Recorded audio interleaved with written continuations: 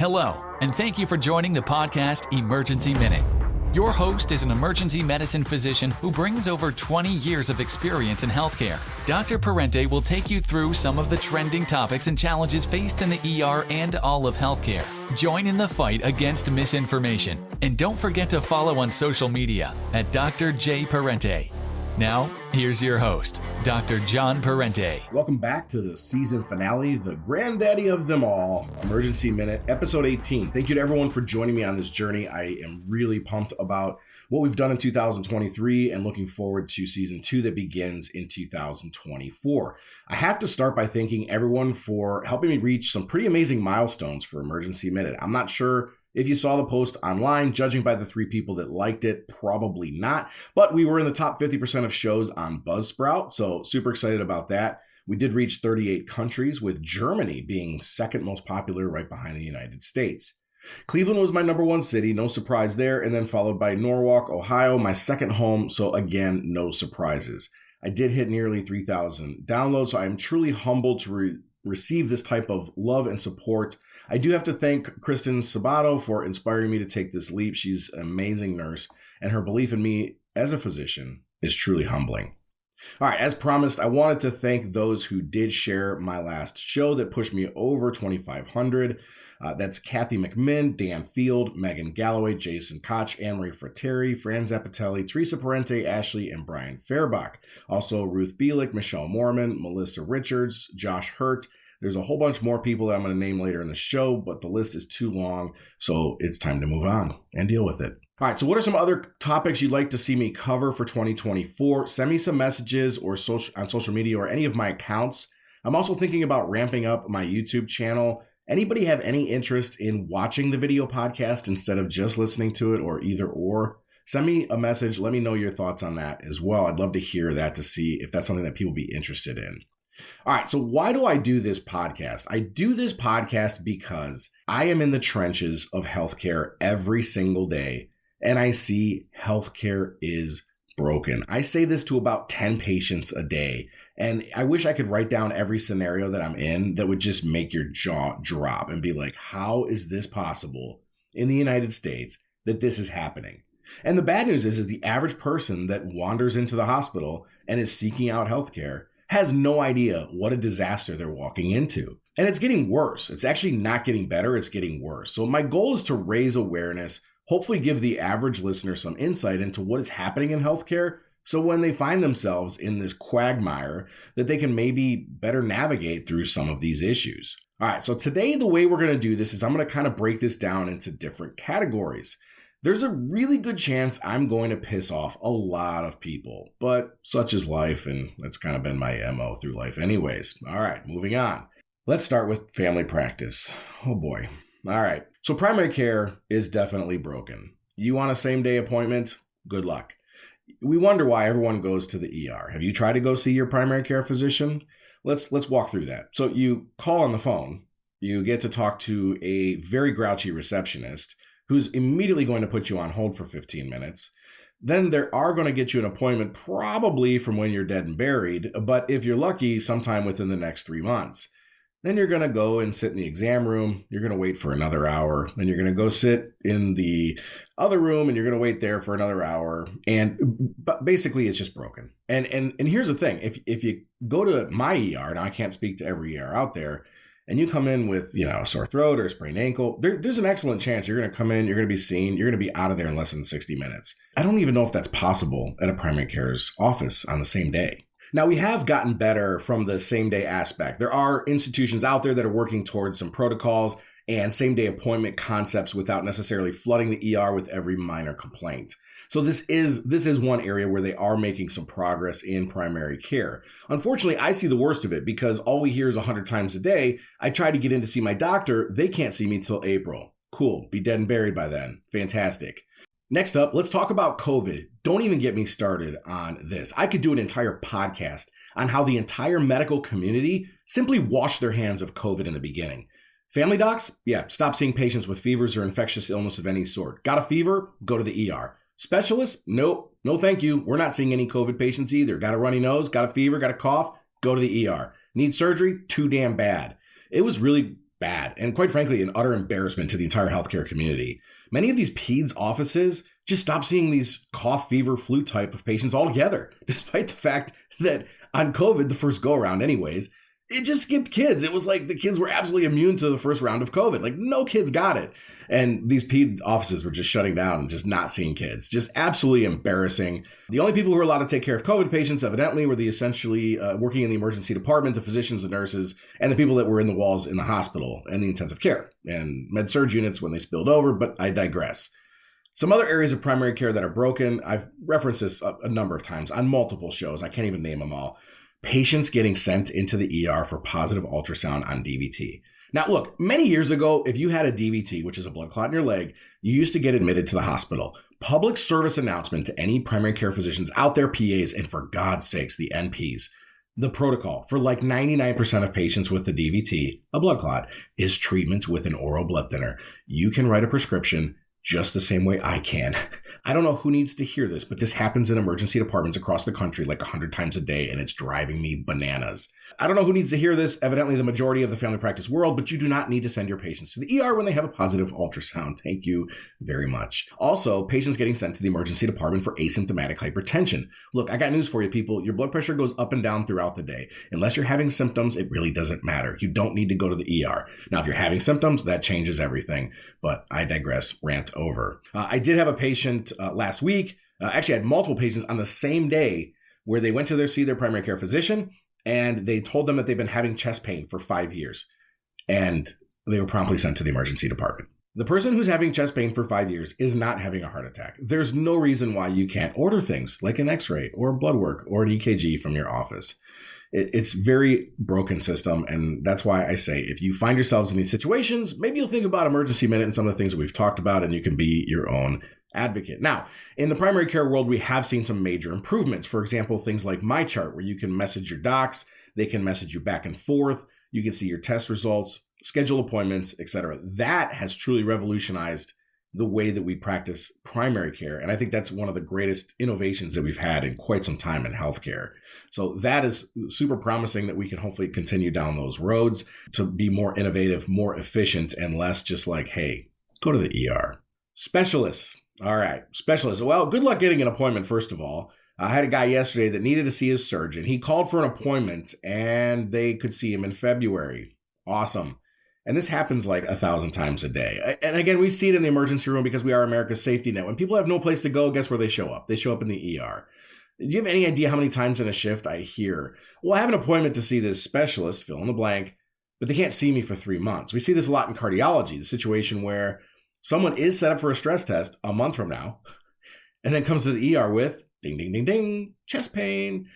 This is completely ridiculous. Like, why are we setting people up months in advance that could potentially have a critical lesion that's causing them, angina?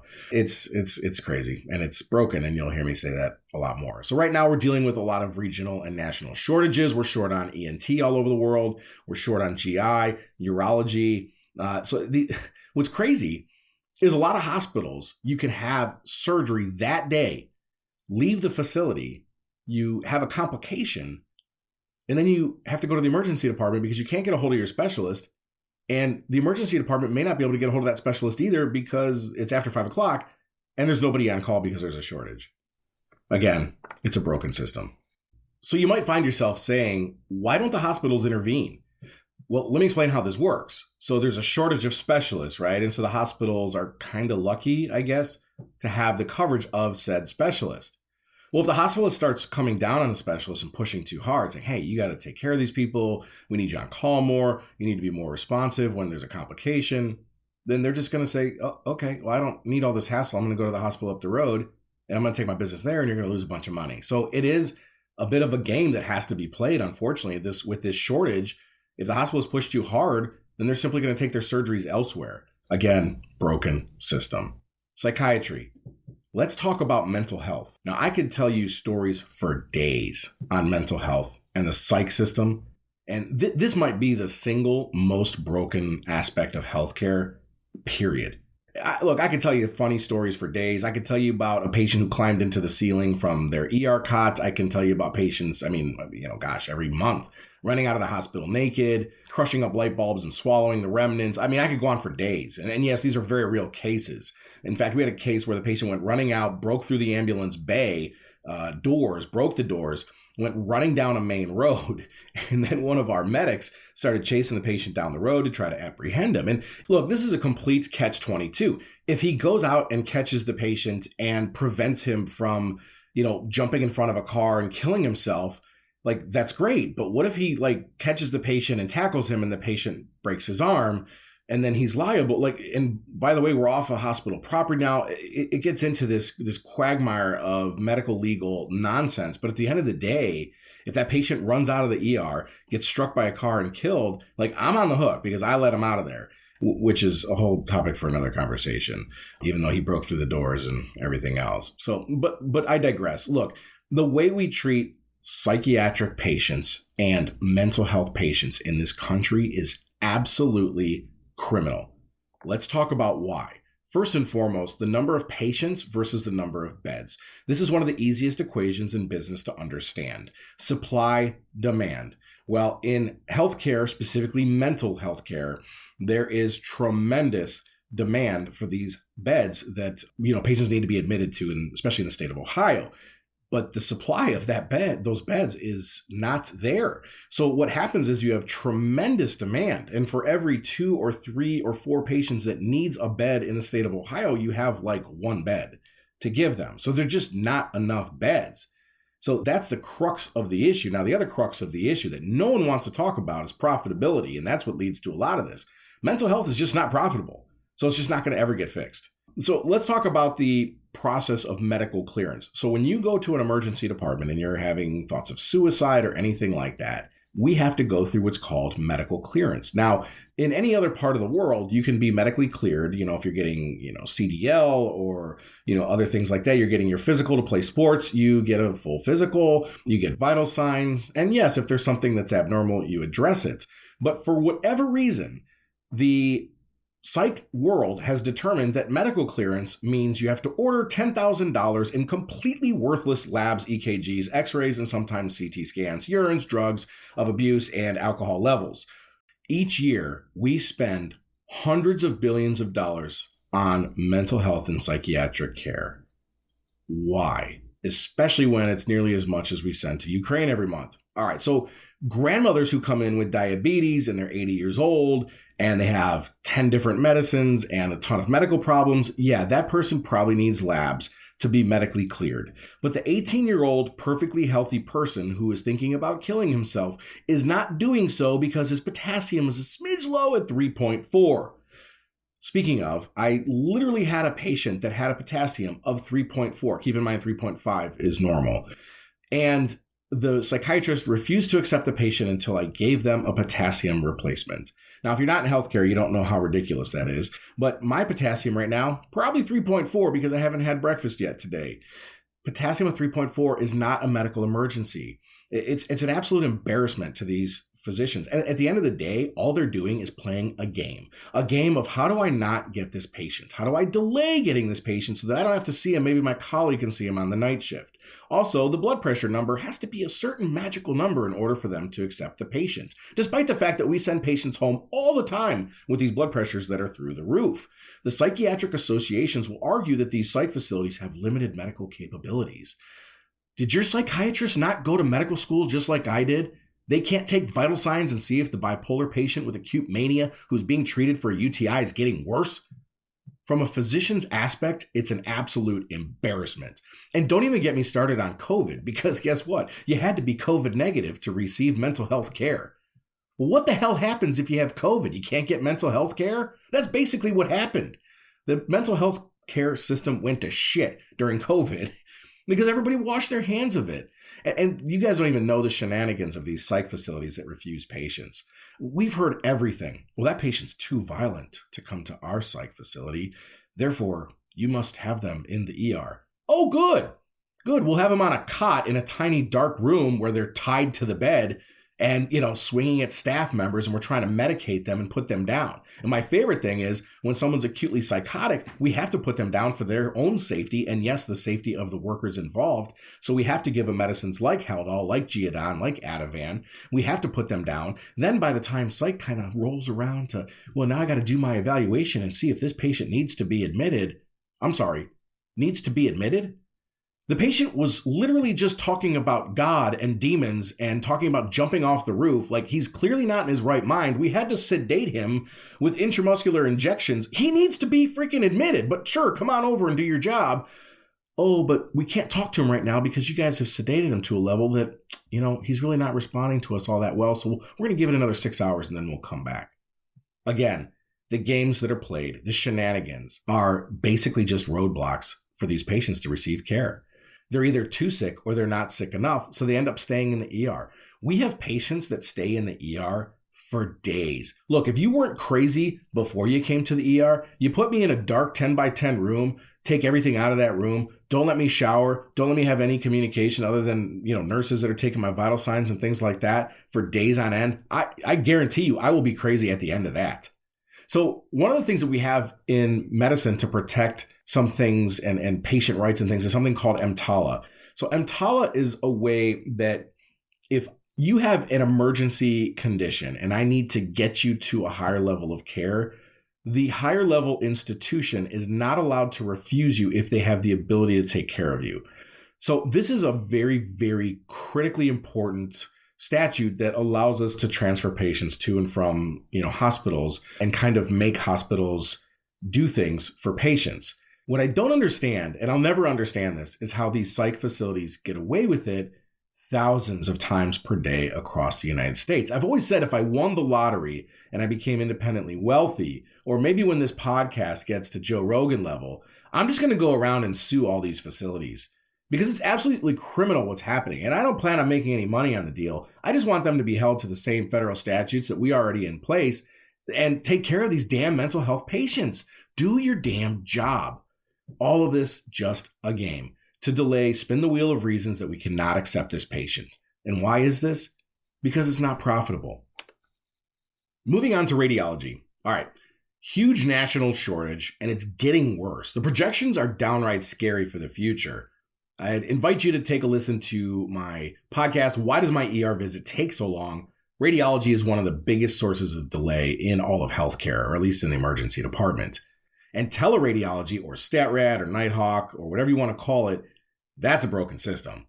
What's crazy is that if you push them too hard and you complain too much, they'll simply just fire you and move on to the next hospital because there's such demand for radiologists.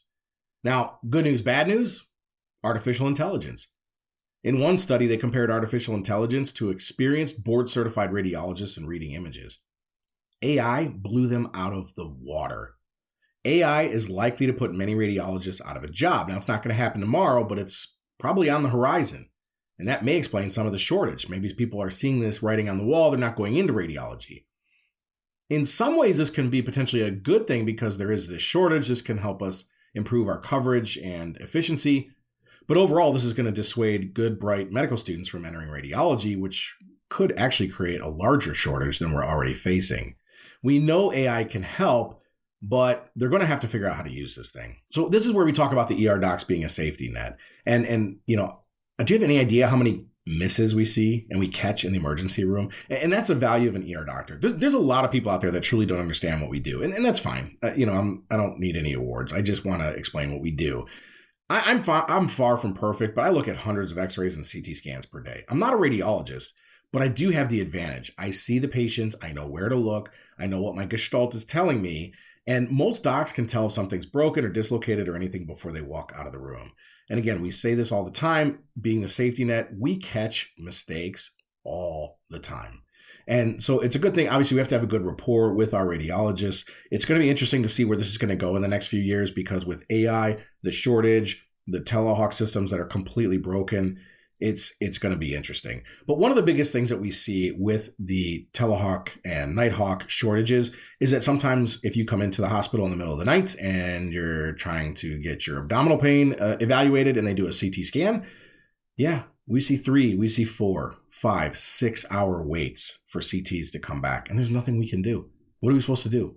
We call, hey, please read this. Okay, well, we're 6 hours behind, so it's going to be a while. And again, it's a broken system. All right, let's talk about transfer. I don't want to spend a lot of time on this, as I literally did an entire show called The Transfer Crisis, but I also can't talk about how broken healthcare is without talking about the crisis.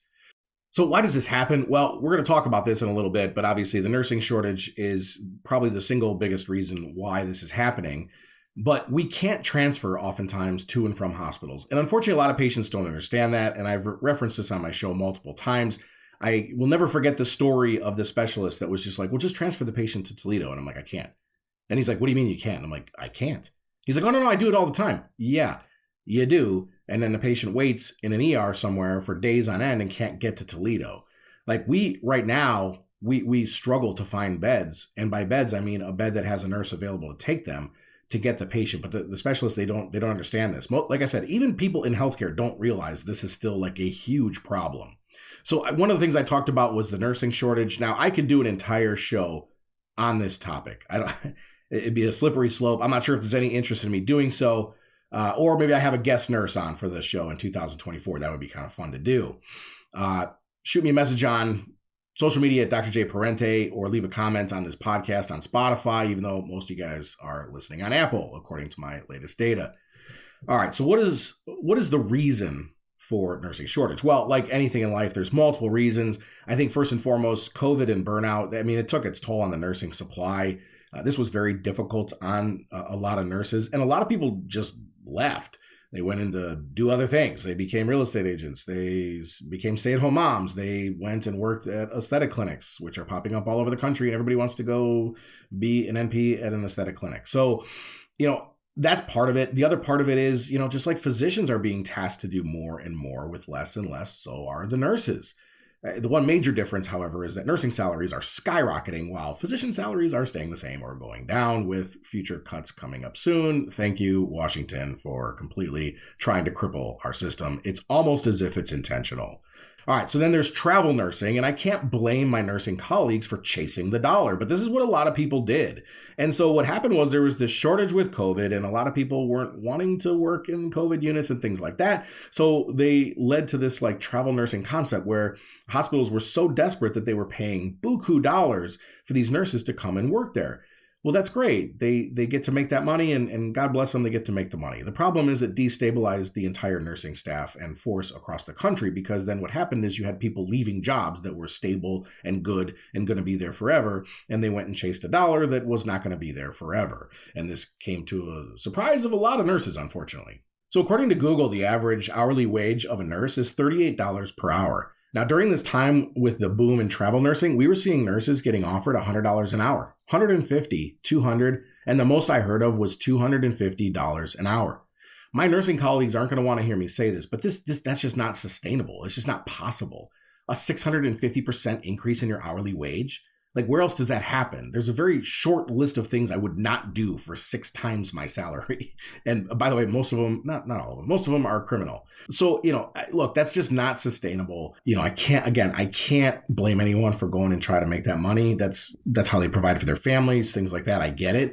But what ends up happening is that it destabilizes the nursing staff. It leads to a shortage. And then what happens is you don't have enough beds that are cared for by nurses in the hospital, which leads to boarding. There's an example of a local hospital, no names please, where it's about a 50-bed ER and they're boarding anywhere from 35 to 40 patients at a time. So they're essentially running 150 ER patients per day through like 5 or 10 beds or the waiting room. And by the way, there's multiple hospitals in Cleveland area that this is happening. So how on earth are you supposed to run an entire ER when you have 40 admitted patients that are just, locked into the ER? It makes it almost impossible. Throw in a couple of psych boarders, transfer boarders, and it gets even worse. It is a broken system. Let's talk about nurse practitioners. Now, the ease of becoming a nurse practitioner has decimated the nursing supply in this country. Let me say that again. It's not the nurse practitioner that's decimated the nursing supply. It's the ease of which you can become a nurse practitioner. Now, I cannot blame people for wanting to advance their careers, do more with their degrees, advance themselves, etc. I'm simply stating a fact that the ease at which you can become an NP has crushed the nursing supply in the United States. For a little bit of extra schooling, you can increase your salary by 50%. Who wouldn't want to do that? The average salary of an NP this month per Google is $62 an hour. Compare that to the $38 per hour that was reported by Google earlier. Now, I'm not trying to alienate some of the great colleagues I have in the medical field, but the requirements to become an NP, at least in the state of Ohio, is about 500 hours. And NPs are trained by other NPs, not by physicians, which is absolutely stunning to me. I'll never forget I was working a shift at a local hospital once where we had an NP student. And I went over and I introduced myself and I was like, hey, I'm Dr. Parente and, feel free to come over and ask me about any questions or any of the cases that you see. I'm happy to sit down with you and kind of go through them. And I remember she was just kind of like, no, I'm good. I'm just going to hang out over here with my nurse practitioner and just ignore you. Like, wow. Okay. All right. So some programs obviously require more hours of training and some less. But to put 500 hours into perspective, you can become a licensed plumber with 2,000 hours of training plus classroom training. So the national average for a PA, by comparison, is about 2,500 to 4,000 hours of training. And they are 100% trained by physicians, not by PAs or NPs. In residency alone, forget medical school, I put in 12,000 clinical hours, not to mention the time I spent studying, attending lectures, trainings, labs, etc., in addition to the 4-year medical school degree. If you really want to be truly terrified, Google, how do I get my NP online? And you can find a variety of programs that will allow you to complete your training online. I'm not saying all docs, PAs, or NPs are good or bad or otherwise. You just need to understand the huge differences in their training requirements, and you can do whatever you'd like to do with that information. But make no mistake, the ease of becoming an NP has decimated the nursing supply in this country. Weekend shenanigans. Let's talk about that. Now, I'm not talking about going out drinking with your buddies and forgetting where you are and ended up with a chicken in your room. I'm talking about ridiculousness of the weekends where if you need a heart catheterization and you get admitted to the hospital on Friday, you're basically going to stare at the wall till Monday because we don't do the heart caths on the weekends unless you're having a heart attack. If you need an echocardiogram, you're probably either going to be discharged and have to get the test next week, or you're going to sit in the hospital and stare at the wall till you get it on Monday. Don't do stress tests on weekends? No problem. If you come to the ER on a Friday with chest pain, you might just get sent home because we don't do the stress tests on the weekend. From a legal standpoint, this is very risky, and obviously to that patient as well. So we do change the way we practice on weekends, which is really unfortunate. I wish it wasn't that way, and it's not that way at every hospital, but that's how most hospitals do operate. Now, it is different how we practice on Friday, Saturday, and Sunday. Now, why does this happen? And, one of my favorite sayings is 95% of the world's questions can be answered with one single answer. Money. You got to staff the place. And just like we're facing staffing challenges and restaurants are facing staffing challenges, etc., so are hospitals, especially echo techs and cardiovascular lab, etc. So there are definitely multiple layers to how healthcare is broken, especially on weekends. Moving on to medical billing. Oh, dear Lord. You could do an entire show on medical billing. This is extremely complex, and I'm not going to get too deep into this because it gets really boring and it's horrible and it's absolutely criminal what's happening. But all you need to know is the single biggest healthcare payer in the world is CMS, and that's the US government. And their entire shtick is that they create games for hospitals to try to not get paid and chase their reimbursement. That's it. That's all they do. They just create these games and hurdles and make it extremely difficult for hospitals to get reimbursed for the services they're providing. So kind of give you a generic overview of how medical billing works. Imagine walking into a McDonald's and, the meal that you're getting is $10. I don't even know what it costs these days. I don't go to McDonald's, but let's say it's $10. And you basically say, okay, well, you can bill me for this. I'm going to eat the Big Mac. I'm going to leave. And then sometime in the next 90 to 180 days, you might get some money back. And it's usually going to be, if you're lucky, about 30 cents on the dollar. So the McDonald's would then get, $3 instead of the $10 that they charge. That's if things go well, and that's within like 90 days. And then maybe or maybe not, the person who bought the Big Mac, meal gets billed. Maybe or maybe not, they don't pay either. Like, it's just a completely broken system. Like, where else on earth does this type of structure happen? It's preposterous. And people are like, well, why do we charge so much money? Well, because we're collecting 30 cents on the dollar. So if McDonald's was charging $10 on a Big Mac a meal and they were getting 3, I can guarantee you they would then start to charge 30 so that they could get 10. Does that make sense? That's what's wrong with healthcare and how medical billing works. Now, the insurance companies in the United States are out of control. I would reference the video I did on social media with Dr. Glaucom Flecken, I think is his name. He's pretty hilarious. He's a great follower. Hundreds of billions of dollars in profits off the backs of doctors, nurses, the entire healthcare system, and yes, most importantly, patients. Now, I don't deal with prior authorizations in the ER, but this is also a massive issue. This is literally insurance companies practicing medicine without a license. United Healthcare, projected to profit $400 billion with a B in 2024. They're literally making $1 billion per day plus in profit. Wow. How does that get fixed? Well, there's really only 2 options. There's universal healthcare, which is absolutely terrifying. Just go talk to anyone at the VA, go talk to the post office workers, go to the BMV and see how efficient those things work. Or the insurance companies are going to have to be regulated on some level and held accountable. Now, look, I'm not a big government guy. Anyone who knows that knows I am not a big government regulations kind of guy. But these insurance companies are out of control and they are uber profitable and they are just stealing money from all of us. But we don't need to worry about this. We don't need to worry about this because they're not going to be regulated anytime soon. Why? Because the people who would do it and could do it are in Washington. And why won't they do it? Because they're getting paid from the insurance companies not to do so. There's people like Nancy Pelosi who can make $200,000 a year and be worth $160 million. And by the way, it's not just her, it's both sides of the aisle. They're all corrupt. The system won't get fixed, unfortunately. I honestly don't know what's going to happen in order for this system to get fixed. I wish we could fire all of Washington and start over. Zero corruption. Do you really think if we just rebuilt Congress from the ground up, do you really think they could do any worse than the clowns that are there now? All of these guys are lifers. They make a ton of money on corrupt practices and votes. They have no desire to really fix anything. As long as the machine keeps moving forward, they keep getting paid, they stay in office, and the beat goes on. And who pays for all of this? We do. Let's talk about some of the dumb things the government makes us do, because I'm not done. The government makes us do some really dumb shit in medicine. So for example, when a patient comes in with sepsis, we have sepsis metrics. So sepsis is obviously a very dangerous infection. And a lot of times patients would benefit from IV fluid bolus to help with their treatment of sepsis. Now I have to document exactly why I didn't give somebody IV fluids in order for us to get reimbursed accordingly. I got news for you. Medicine is not practiced in a vacuum. Not every single patient needs 3 liters of IV fluids to be treated for sepsis. What if that patient has heart failure and you give them 3 liters of fluids and then you send them into respiratory failure, they end up on a vent, or you kill them? No. So I have to now document my reasoning as to why I'm not giving a treatment in order for us to get reimbursed. And again, I still go back and reference, what is this all? It's all just a game so that they don't have to reimburse us. The pie is split between hospitals all across the country. The size of the pie does not change.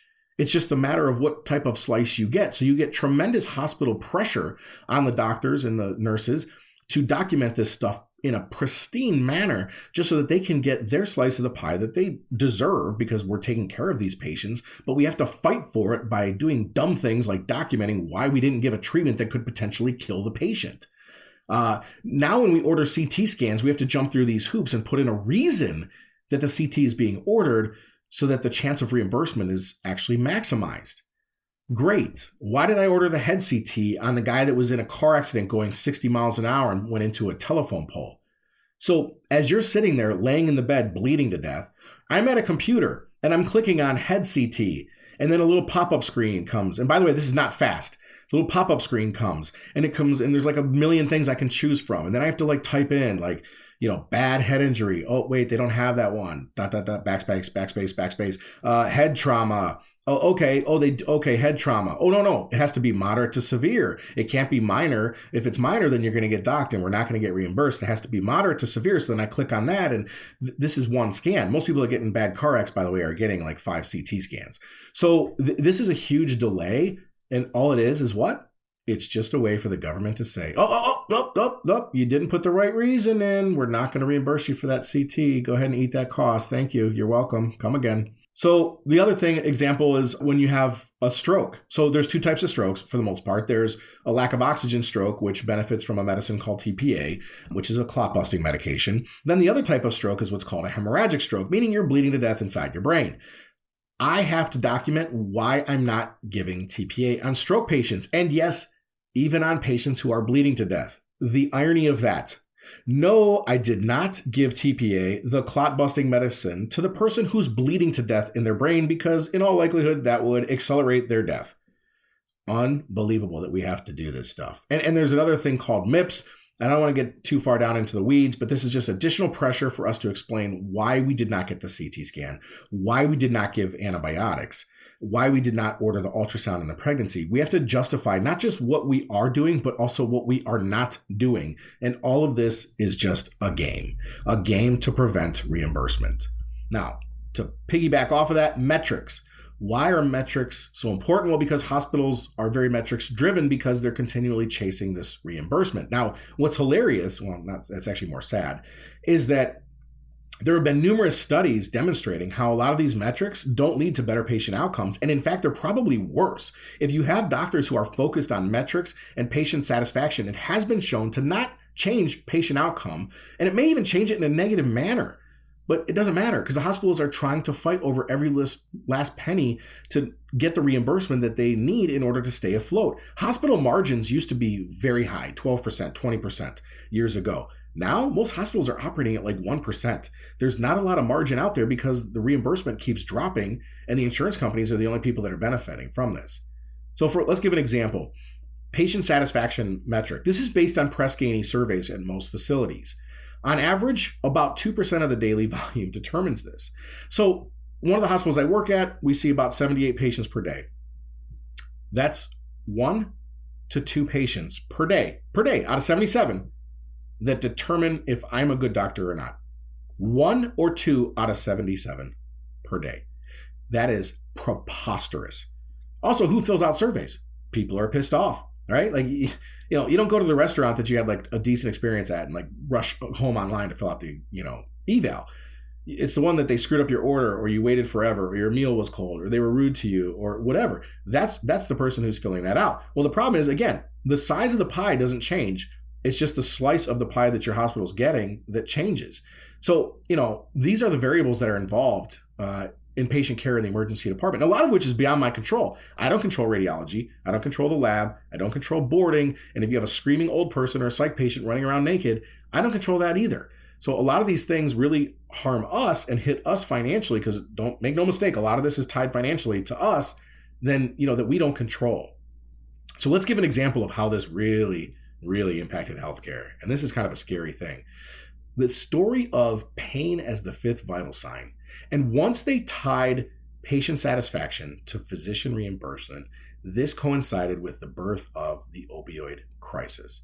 Now, there's a great movie out there, a documentary called The Pharmacist. Basically, you can see where this started. There were pill mills that formed, and there were a lot of people out there doing some really nasty stuff, and doctors making a ton of money illegally with this process.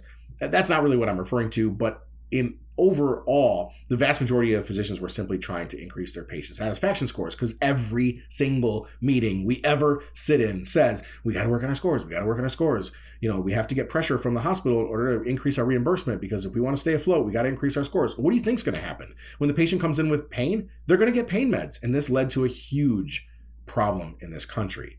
Now, the good news is a lot of people have recognized that. States have put in measures now to sort of curb some of this prescription writing, habits and things like that. So I think the pendulum has definitely started to swing the other direction.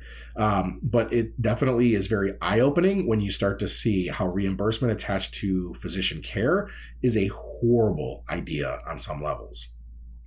One of my biggest takeaways here: pay attention to what is happening to you and your loved ones in the hospital, the doctor's appointments, etc. If you have a family member in healthcare, just make sure they're aware of your course and what's happening. If it sounds like everything's going the way it should be, because you have to have someone that's an advocate. And often you have to be your own advocate because you may not have a guy like me in the ER fighting for you, your care, and your well-being.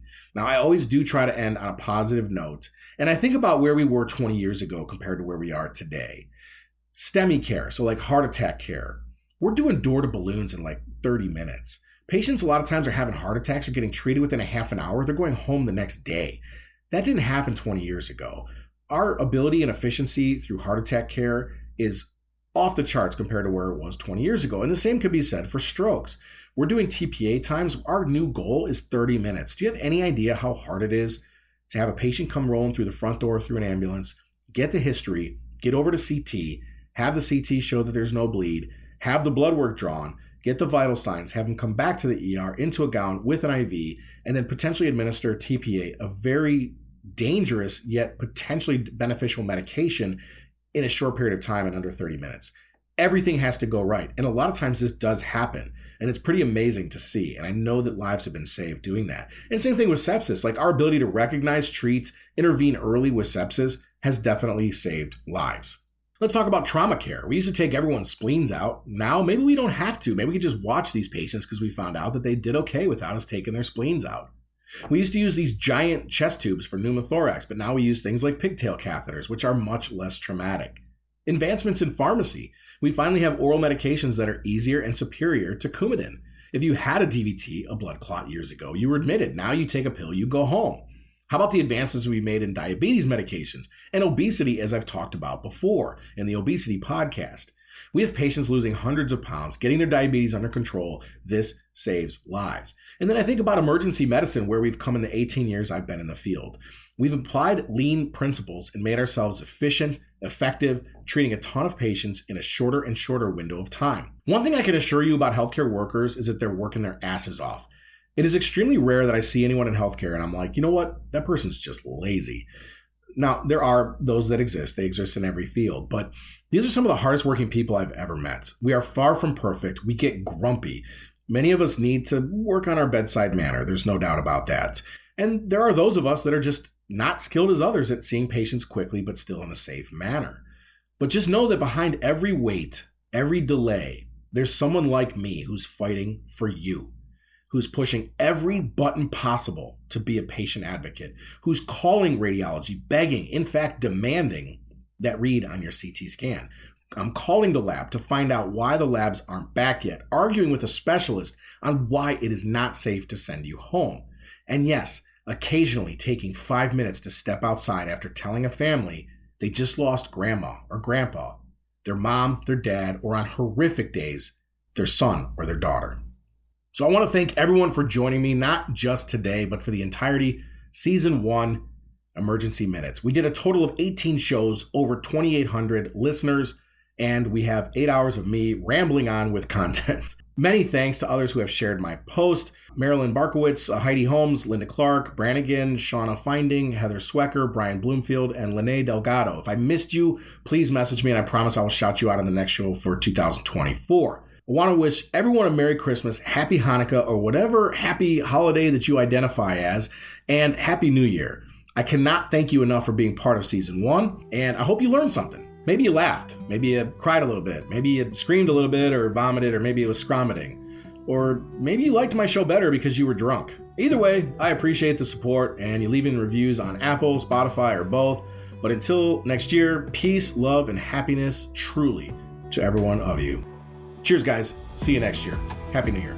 Thanks for joining us this week on Emergency Minute. Join us next time for more hard-hitting discussions on some of today's issues in healthcare. Don't forget to leave us a review on Spotify or follow on social media at Dr. J. Parente.